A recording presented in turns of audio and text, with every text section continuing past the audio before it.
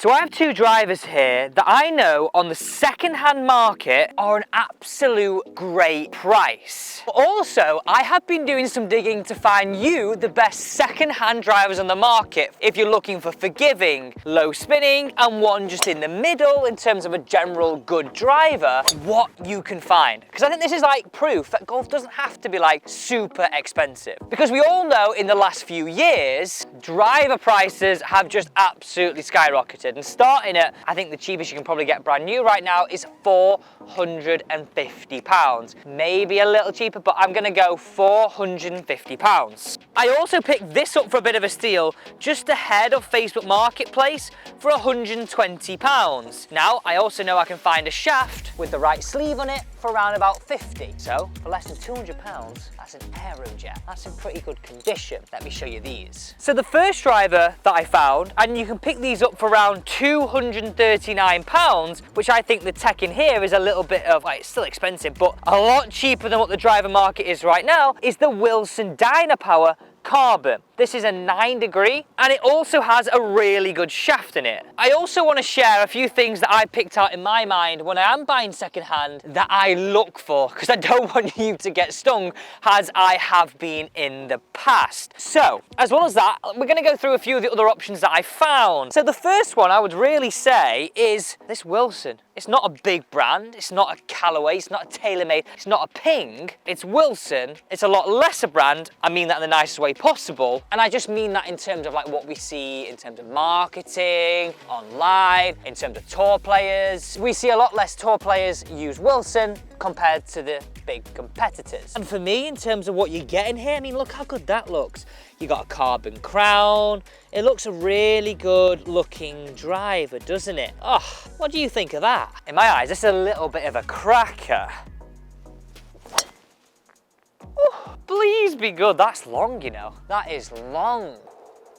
That's a pretty good start. Now, before I show you this second driver that I picked up and the rest of them that I found, here's just a few bits of advice that I want you to think about if you are buying secondhand in the driver market so you don't get absolutely stung. The first one, and it's not really an obvious one, is checking sort of the shaft wear around this mid, well, sort of 3/4 of the way towards the head from the grip up here. Like, this is where the sort of bag wears on the shaft, and sometimes can create like a little bit of an indentation where it's just worn so much on the bag, and in particular some bags are worse than others. And I don't want you to be that person where you're leaning on the golf club and it goes, because then you've just wasted your money. So the first thing, not an actual obvious one, but have a look at the wear sort of around this area on the shaft. The next area I want you to check is this area right here, towards the area like sort of where the face meets the crown. Like if people are skying it and the wear marks towards the top, you know, like this could be a little bit damaged. And if these images aren't readily available online, ask the person who's selling it for a video, right? Ask the person for a video, because even if it is cheap but it's then really damaged, it then doesn't become cheap, does it? It becomes like a bit of, well, a bit of a mess. And the final one, I'll be honest, me personally, I'm not too bothered about the scratches on the underneath of the golf club, you know, the sort of bit where you see all the branding and the logo. I'm more bothered about what the crown of the golf club looks like,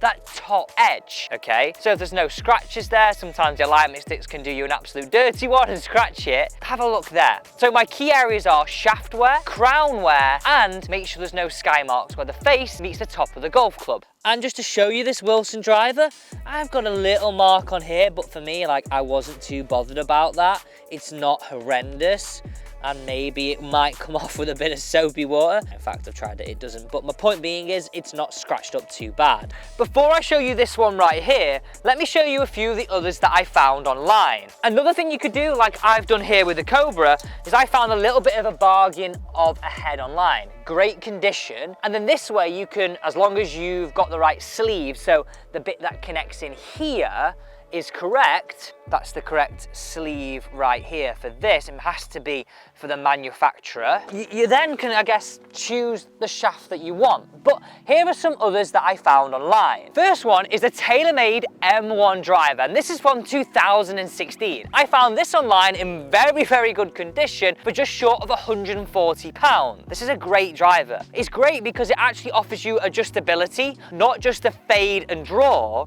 but also you can make this more forgiving by moving the back weight further back, and then you can make it more low spinning, moving the weight forward. So in my eyes, this is a great all-rounder. And you know what? I think this is a great proof that golf doesn't have to be super expensive. You can still get loads of good tech with a club that is, it sounds crazy this, that is nearly 10 years old. I know we're in 2024, but 2016 is 8 years ago, nearly 10. Sounds about right. Another one that I found here was the Ping G400. A little bit more expensive, but $209.99. And again, I'm finding these that are in really good condition. So if you're looking for like a really good forgiving Ping driver, in my eyes, over the last 5-10 years, Ping haven't really changed that much. They've always made super forgiving drivers. You could actually argue the only one that has really changed is this year's Ping G430 10K Max. But you know what? I don't think it's gonna be too bad going a little bit older. Especially in a Ping, right? You're just buying that for outright damn forgiveness. A little bit right, a little bit of a push. But you know what? I am really enjoying that Wilson driver. Decent club head speed, decent ball speed, decent smash factor, and very good launch. And a 270 total. That's not bad. I also found this one online, the Cleveland Launcher XL2. And this came out this year, and you can get this now, have a look at it, for around the £250 mark. And look at this, right? It's practically brand new. Not many scratches here, as I look for. No scratches on the crown. And because it is new, look, like it's not been out that long to get wear and tear in these areas. This shaft area is more for that sort of 5-6 year old plus club. I'll be honest with you though, I think these, well, this would go like an absolute hotcake because it is a 2024 driver and it is in that really forgiving category. We know like sort of the way drivers have gone this year, everyone wants like massive head, really forgiving. You know the script, Callaway have gone that way, TaylorMade have gone that way. Right, I'm gonna get one of these, we'll see where they finished, and then I've got a couple more to talk to you about really, if I'm honest. Oh, that's an absolute honey of a hit. I forgot how weird that sounds. I have tried one of these before. God, that is ringing around my ears. Ringing around my ears.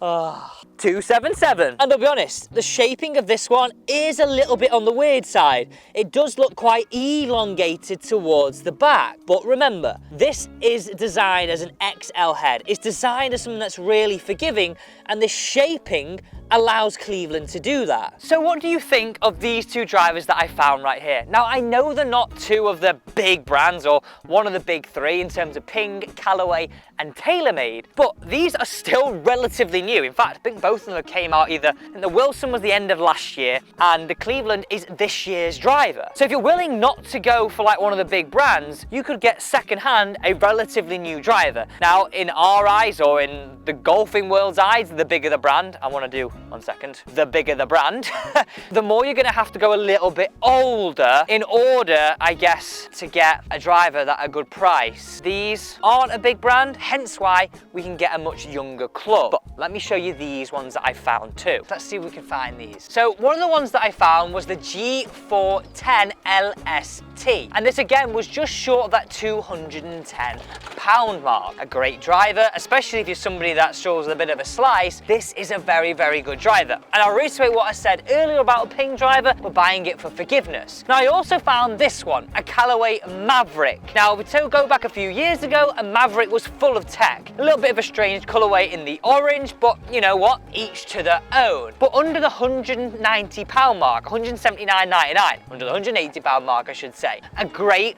performing driver. And I'd put this one in sort of the middle category, a good all-rounder, a little bit like the Wilson I have here. But you might prefer the brand of a Callaway over a Wilson, hence why you've got to go a little bit older. There is literally nothing. So one ball here, one ball there, and then, where's it gone? Hold it up, Alex. Just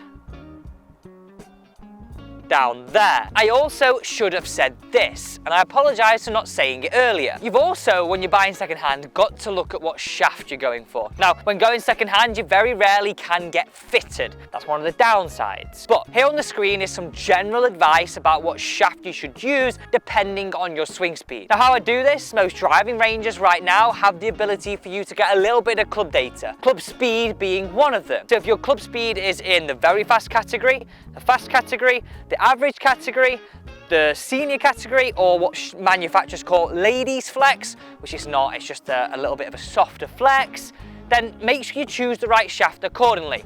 Now this can make it a little harder in terms of trying to get a good spec and the right shaft. It's hard to be picky. That's why I think sometimes buying the head, if you got that chance, and then trying to match a shaft is a little bit easier. Just an idea. Now I really do hope you enjoyed this video. If you did, don't forget to subscribe, turn the bell, because I actually think you can make gold relatively, I'm not going to say cheap, because it's still a lot of money, but it can be a lot cheaper. You just got to do a little bit of digging. Thanks for watching.